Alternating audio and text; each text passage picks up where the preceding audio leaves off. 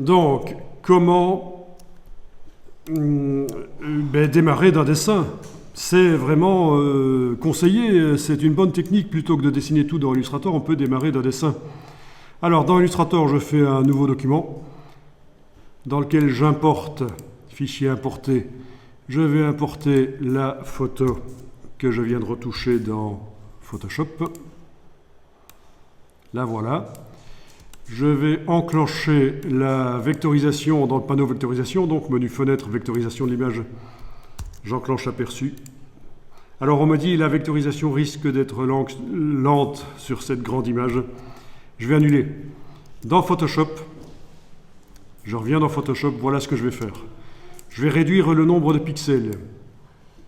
En allant dans Image, taille de l'image, je vous fais la version simple ici. Image, taille de l'image, rééchantillonnage doit être coché. Sinon on ne pourra pas redimensionner.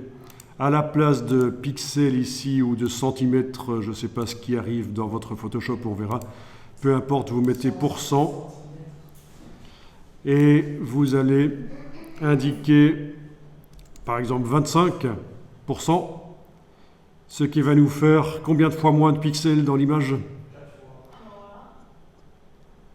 16 fois moins. Ah, si on diminue par 4 la largeur et la hauteur, ça diminue par 16 la surface. 16 fois moins de pixels, voilà, voilà. Ah oui, voilà.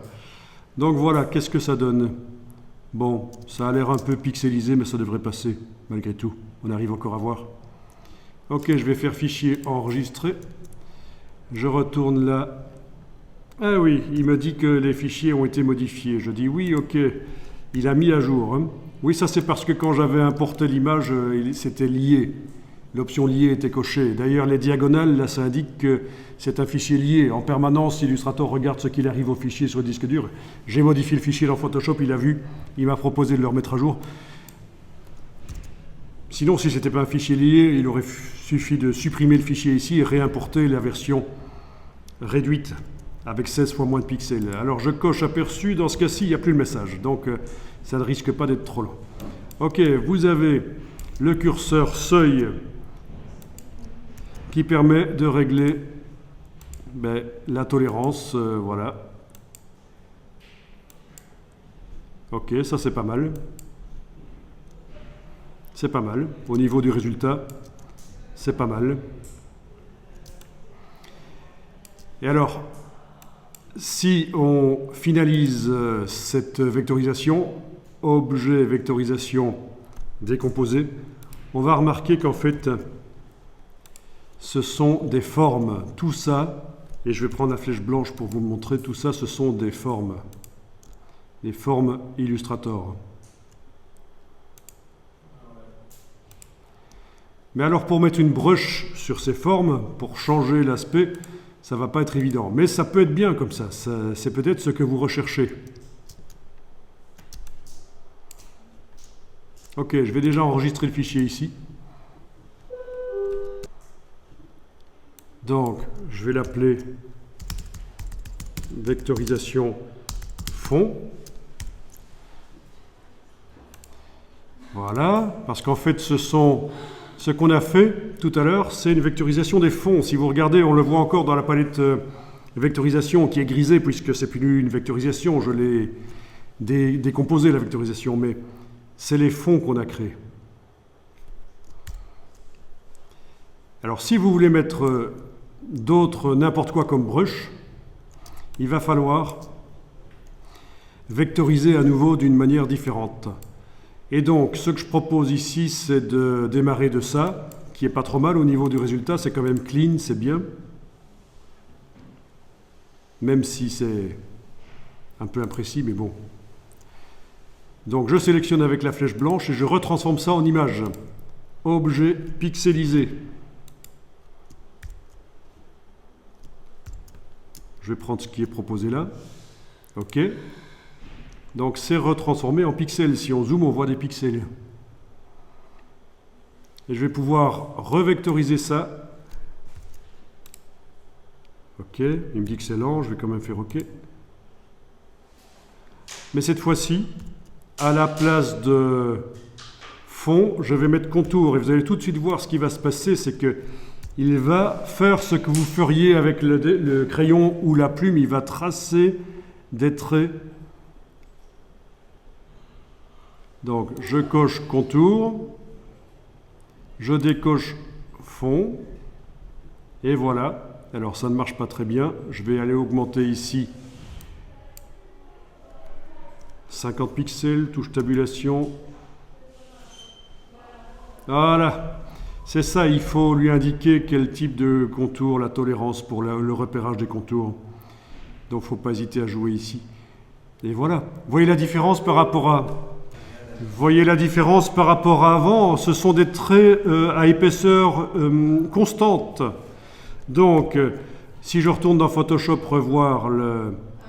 Voilà, il y avait des traits à différentes dimensions. Même le fichier qui a été enregistré juste avant, je vais enregistrer celui-ci.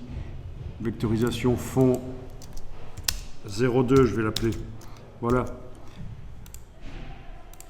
Si j'ouvre le vectorisation fond, voilà, et que je compare, fenêtre, disposition, mosaïque, il ne veut pas, il faut que je le détache, fenêtre, disposition, mosaïque, voilà.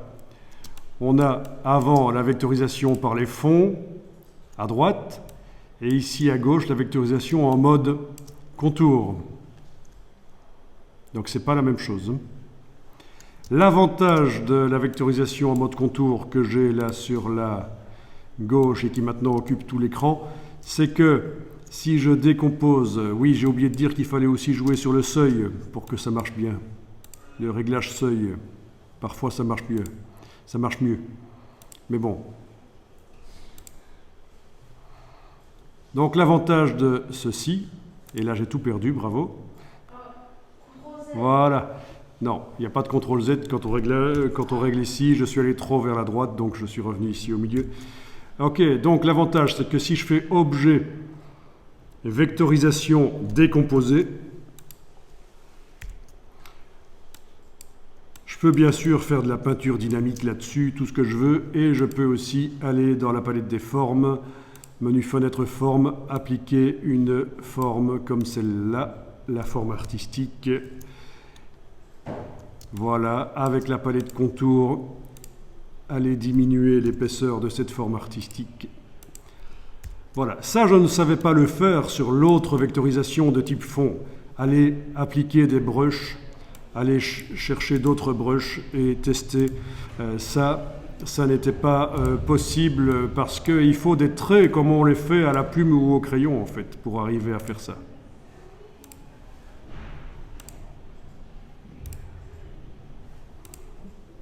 Voilà, il y a vraiment de tout à tester, des choses plus ou moins artistiques. Donc vous avez vu que vous n'êtes pas obligé de démarrer d'une photo et de tout dessiner dans Illustrator. Vous pouvez démarrer d'un dessin, c'est super important et c'est super apprécié. Les gens qui préparent, qui commencent le travail en fait sur le papier, puis qui passe à un certain moment dans l'ordinateur.